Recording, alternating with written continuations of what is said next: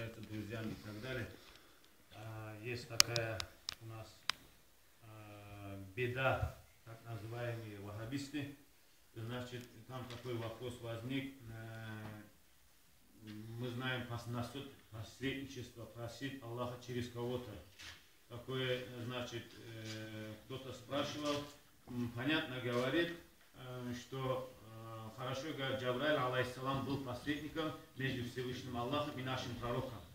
А сам пророк, саллаллаху алейхи вассалам, просил ли именем кого-либо Аллаха? Вот такой вопрос возник в прошлое воскресенье.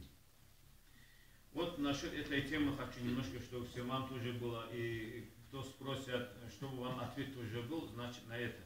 Значит, очень много вещей можно сказать, значит, насчет этой темы. Ну, коротко постараюсь сказать. Значит, в первую очередь, это доказательство того, что вот это тавассул, посредничество, через кого-то можно просить. В первую очередь, значит, мы возьмем из Корана. Самый главный, это руководство наше, по которому мы следуем, это Коран. Первый Коран аят, бисмиллахир рахманир рахим, я айюхаллазина аману аттакуллаха вабтау илайхил василя. Всевышний Аллах в Коране говорит, вы, которые уверовали, бойтесь Всевышнего Аллаха, вабтау, ищите илайх Всевышнему Аллаху, чтобы приблизиться. Василя это средство. Аллах в Коране говорит, прямо меня не просите, вот такой Коран аят не говорится, а ищите средство, по которым вы, с помощью которого будете приближаться к нему. Это явное доказательство из Корана.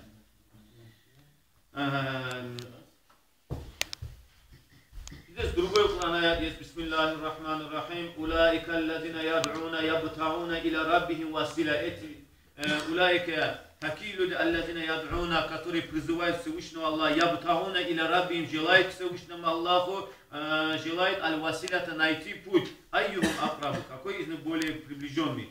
Вот так упоминается еще в другом Коране. И там другой Коран аят, бисмиллахир рахманир рахим,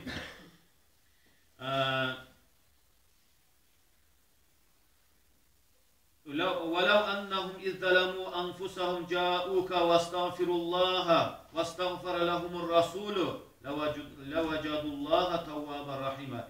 Всевышний Аллах в Коране говорит, если люди, если они, говорят, когда сделали зулму своему нафсу, то есть согрешили от грехах, люди увязли, если они придут к тебе, говорят, нашим